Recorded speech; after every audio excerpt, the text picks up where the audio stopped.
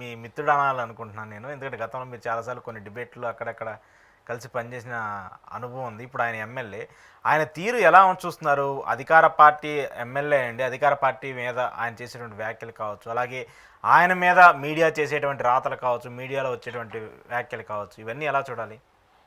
చంద్రబాబు గారికి అయితే ఒకటి చెప్పాలి. పాలిచ్చి ఆవును వదులుకొని ఒట్టిపోయిన గేదెల్ని నమ్ముకుంటే ఎలా ఉంటుంది అని ఒకసారి ఓ మాట అన్నారు.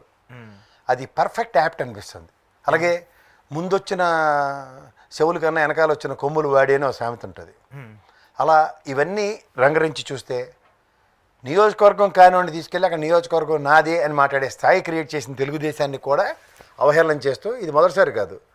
ఇప్పుడు పైపెచ్చు ఒక రెడ్డి సామాజిక వర్గానికి చెందిన అతని మీద పలానా చిన్ని గారి తాలూకా లేకపోతే నాని గారి తాలూకా ఇల్లుడి తాలూకా అల్లుడి తాలూకా అని నియోజకవర్గంలో ఎవరూ లేకుండా ఏకఛత్రాధిపత్యంగా మొగటోళ్ళు నేను మహారాజులా చలామణి అయిపోదాం అన్న దగ్గర మొదట్లోనే ఎంత కష్టాలు ఉంటే నియోజకవర్గం సంధానపరుచుకొని రేపు పొద్దున్న నెక్స్ట్ ఎలక్షన్స్ దాకా ఓపిక లేనివాడికి ఏమని చెప్పాలా? అసలు యాక్చువల్గా ఏంటంటే ఆ రోజు బీజేపీ పార్టీని చెప్పుతో కొట్టి ఆ విష్ణువర్ధన్ రెడ్డి ఆ చిన్నపిల్లని చేసేటికి ఏంటి తెలియదు కాబట్టి దెబ్బలు తిన్నాడు, కానీ మరోడైతే కరెక్ట్గా ఉంటుంది కథ. ఇవన్నీ ఏంటంటే వాళ్ళకి ఒక మరో ఒక డ్రామాని రక్తి కట్టించడానికి క్యారెక్టరైజేషన్ అన్న దానికి బెస్ట్ యాప్ట్ ఫర్ ఎలక్షన్స్ దాకా. దానికి కృతజ్ఞతతో తెలుగుదేశం సీట్ ఇచ్చిన తర్వాత స్థానికంగా స్థితిగతుల మీద పూర్తి అవగాహన లేక అక్కడ ఎవరిని పడితే వాళ్ళందరినీ చిన్నచూపు చూసుకుంటూ ఎలా పడితే అలా బుల్డోజ్ చేసుకుంటూ వెళ్ళిపోతే మన పనులు సులువైపోతే బుల్డోజర్ పట్టుకెళ్ళిపోతే బుల్డోజ్ చేయడం ఈజీ అనుకోవడం ఆ టైప్లో వెళ్తున్న దానికి ఆల్రెడీ అక్షంతలు పడ్డాయి. ఇప్పుడు రీసెంట్ పాస్ట్లో కొన్ని డెవలప్మెంట్స్ జనసేన పార్టీ పరంగా అతన్ని పార్టీ కూడా సస్పెండ్ చేసేంత దాకా వెళ్ళింది. అతను ఆత్మహత్య సదృశ్యం దాకా పర్సనల్ వీడియో రిలీజ్ చేస్తున్నారు. ఇప్పుడు సొంత పార్టీలోనే చెన్ని గారి వర్గం అని చెప్పి ఒకటి ఎంపీ వర్గం అని చెప్పి తెలుగుదేశంలో తెలుగుదేశం వర్గం కాకుండా ఇంకోటి ఉంటుంది. ఎంపీ తెలుగుదేశం వాడు కాకుండా వైఎస్ఆర్సీపీ ఆ వర్గం అని బ్లేమ్ చేస్తే అది వేరేగా ఉంటుంది. ఎంపీ నియోజకవర్గంలో ఒక్కొక్క నియోజకవర్గంలోనూ 7 సెగ్మెంట్స్ ఉంటాయి. ఎంపీ నియోజకవర్గంలో 7-8 సెగ్మెంట్లు ఉంటాయి. 20 లక్షల పైచీలకి జనాభా ఉంటుంది. అందులో కొంత కోఆర్డినేషన్ లేకుండా అది ఓన్లీ గుడ్డొచ్చేళ్ళు పన్నట్టు ఎమ్మెల్యేని నమ్ముకున్నవాడు రాజకీయాలు చేయడు కదా. ఖచ్చితంగా ఉంటుంది. సో ఆబ్వియస్లీ వాళ్ళ అన్నయ్యకి పనిచేసి ఆయన రాజకీయ అనుభవం సంహరించుకున్న వ్యక్తి ఫస్ట్ టైం మీరు రాజకీయాల్లోకి వచ్చారు. స్థానిక స్థితిగతుల మీద పూర్తి అవగాహన లేకుండా ఏది పడితే చేసుకుంటే చలామణి అయిపోద్దని అధినాయకుని కూడా క్వశ్చన్ చేసేస్తాం, తెలుగుదేశం పార్టీని కూడా ఏదైతే చూపించేస్తాం, వీలైతే రాజీనామా చేసేస్తాం. మీరేమో తోపు తురుముగా అనుకున్నారా? మొన్న వేవులో గుడ్డ చేళ్ళు పడినట్టు వేసిన ఓట్లలో గెలిచిన బ్యాచ్ మీరు. ఈసారి నెక్కచ్చిగా నిలబడితే ఈసారి తడుకోవాల్సి వస్తుంది. సరే, ఇదే ప్రస్థానంలో ఇదే కన్సిడరేషన్ ఆ శ్రవణ్ గారికి ఇచ్చుంటే నాలెడ్జ్తోనే కాస్త ఉపయోగపడి ఉంది. ఎవరు జడశ్రవణ ఆయన జడ్జి గారు రిటైర్డ్ జడ్జి, పైపచ్చి ఆయన ఇంతకన్నా మంచి గలం వినిపించాడు. చాలా గట్టిగా మాట్లాడారు.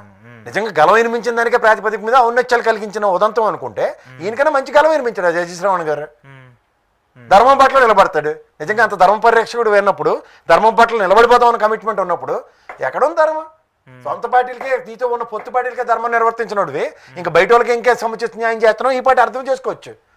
కులమతాలకు అతీతంగాను రాజకీయాలకు అతీతంగాను అండ్ రాజ్యాంగానికి బద్దులమైన పరిపాలిస్తానన్న ఎమ్మెల్యే ప్రమాణ స్వీకారానికి విఘాతం కలిగిస్తూ ఇన్ని దాష్టికాలు జరుగుతుంటే ఇంకా ఇంకా ఇంకా అంటే ఏమవుతుంది? చెరువు మీద వెళితే ఏమవుతుంది? రాజీనామా చేసి మళ్ళీ టికెట్ ఎవరు? ఇండిపెండెంట్గా గెలవడం కల్లా కూడా జరగని పని. రూలింగ్ గవర్నమెంట్ ఉంటుండగా కూడా రూలింగ్ గవర్నమెంట్ ఎదిరించేసి నిలబడిపోయినప్పుడు అపోజిషన్ పార్టీలకే దిక్కులేరు మీరంతా. నంద్యాల ఎలక్షన్ జగన్మోహన్ రెడ్డిలో ముగ్గేసి కూర్చున్నాడు అక్కడ 20 రోజుల పాటు. మొత్తం సర్వం తానే నడిపించిన ఎలక్షన్. ఆ ఎలక్షన్కే దిక్కులే బై ఎలక్షన్లో రూలింగ్ పార్టీకి. మరి మీరెంత స్థాయి ఎంత? అందుకే చెప్తాను చెరువు మీద అలగకూడదు. చెరువు మీద అలగితే ఎవరికి పెచ్చులు కడితే వాళ్ళకే తెలుసు. ఇప్పుడు ఆవేశం అనర్థదాయకం అని చిన్నప్పటి నుంచి చెప్తుంది. కొంత సంయమనం పాటించాలి. పైపచ్చి అక్కడ స్థానికంగా 10 మందితో 10 రకాలు ఉంటాయి. అందరూ ఒకే గాంధీ తాతగారులా కర్రట్టుకుని ఈ లెంప కొడితే ఈ లెంప ఇవ్వు, ఈ లెంపలు 2 కొట్టిన తర్వాత బుర్రమెట్టి టెంకిజీలు కొట్టు అని చెప్పి రోజులు ఎప్పుడో కాలం చెల్లిపోయి. మీరు ఎమ్మెల్యే అయితే మీ గణం మీకుంటే ఆయన ఎంపీ స్థాయిలో ఆయనకు ఉంటుంది.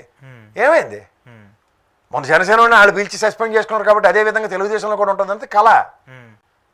ఎందుకు వాళ్ళిద్దరి మధ్య ఎందుకు అంత గ్యాప్ కోఆర్డినేషన్ అవుతుంది? ఎందుకు వాళ్ళిద్దరు? 100 కారణాలు ఉంటాయి సార్. కొత్తగా వచ్చిన వాళ్ళు కొంత అరవడి ఎక్కువ ఉంటుంది. పాత వాళ్ళు అది ఎంపీలతోనే వెళ్తూనే అలానే పార్టీ పరంగా సంవత్సరాల తరబడి డెకేడ్స్ పరంగా ఉంటారు తెలుగుదేశం కార్యకర్తలు. అంటే ఆడ పార్టీ పుట్టిన కాడి నుంచి ఆడ సిద్ధాంతం వాడి ధర్మం సిద్ధాంతం అంతా పార్టీ ఉంటుంది. పార్టీ కన్నతల్లిడికి అలాంటి పట్టుకొని నువ్వు అలాంటి మాట వెనక ఇల్లుడి మాట వెనక నా ప్రకారం చేయి నీ ప్రకారం చేయి మధ్యలో చిన్నోడు గిన్నోడు అంటే ఆడూరుకుంటాడు.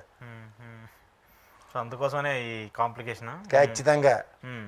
ఇది కన్సిస్టెంట్ గా ఆ నియోజకవర్గంలో జరుగుతుంది. ఒక రోజు ఇవాళ అమ్మాయి అనుకుంటారు, రేపు ఇంకో దరిద్రం, ఈ ఎల్లుండి ఇంకో దరిద్రం, కంటిన్యూషన్. ఈ దరిద్రం నుంచి పార్టీకి టైం వేస్ట్ అవుతుంది. ఇవి 10 నెలల్లోనే దాదాపు చాలాసార్లు ఆయన మీద ఇష్యూస్ 6 ఇష్యూలు ఉన్నాయి ఇప్పటికి. అది నాకు అవి సొంత మనుషులతోనే పోచకపోతే ఇంకేటండి, అవతల వాళ్ళని ఇంకెంత టార్చర్ పెట్టేస్తాడు ఆ వైఎస్ఆర్సీపీ వాళ్ళని. ఇప్పుడు అనవసరంగా ఆయన కామెంట్ చేస్తుందంటే మొన్నటిదాకా ఆయన కనపడినటువంటి మీడియా మీదే ఆయన విమర్శలు చేస్తున్నారు. మీడియానే నన్ను ఇలా చేస్తుంది, నా మీద తప్పుగా ఆరోపణలు చేస్తుంది, తప్పుడు రాతలు రాస్తుందని చెప్పేసి. ఫోన్లే అదైతే నిజం, దాన్ని ఆవిడ ఏం చేయలేదు. అదొకటి శబస్ తెలుసుకున్నాడు ఆయన. వాళ్ళకి అబద్ధాలు ఆడడం అలవాటు. ఆ అబద్ధాల్లో నీ నా అని భేదాలు ఉండవు. వాళ్ళ అన్న సంబంధించిన విషయంలో వాళ్ళకి ఎవరికి కళ్ళు వేలెడదామన్నా ఆయన ఎవరిని క్షమించరు వాళ్ళు. నువ్వేం పెద్ద అత్యుతం కాదని ఇంకోసారి ప్రూవ్ అయింది. నీకు భజన మానేసి నేను హీరో సూపర్ పవర్ అనుకుంటే ఎమ్మెల్యే గెలవగానే మన ఒరిజినల్ బ్రాండ్ ఏంటంటే భజన. ఆ భజన ఎప్పుడైతే మానేస్తామో ఇలాగే ఉంటుంది.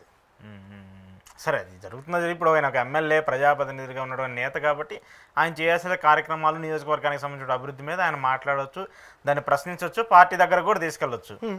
అంతవరకు చేస్తే బాగానే ఉంటుంది. కానీ ఈ డీవియేషన్స్, ఈ ఇష్యూసే ఇప్పుడు ఇబ్బంది పెడుతున్నాయి కదా. అందుకే సార్ మన పని అయితే మనం చూసుకుని రామకృష్ణ అనుకుని వెళ్ళడం రావాలి. మనది కాదు అన్నింటిలో నేను ఉన్నానని ఎక్కడైనా నాగార్జునలోకి వెళ్తే ఏమవుతుంది. ఓకే. సరే, జగన్మోహన్ రెడ్డి లిక్కర్ కేసులో అరెస్ట్ అవ్వబోతున్నాడు, అరెస్ట్ అవుతున్నాడు అని చెప్పేసి పెద్ద ఎత్తున చర్చ జరుగుతుంది. టీడీపీ ఎంపీ లావు కృష్ణదేవరాయలు ఆయన పార్లమెంట్లో మాట్లాడడం, ఆ తర్వాత అమిత్ షాని కలవడం, కలిసిన తర్వాత జరిగినటువంటి చర్చలు, ఇవన్నీ చూస్తున్నప్పుడు నిజంగానే ఆంధ్రప్రదేశ్లో మరో పెద్ద అరెస్ట్ జరగబోతుందా? ముఖ్యమంత్రి స్థాయి వ్యక్తి మళ్ళీ అరెస్ట్ కాబోతున్నాడా?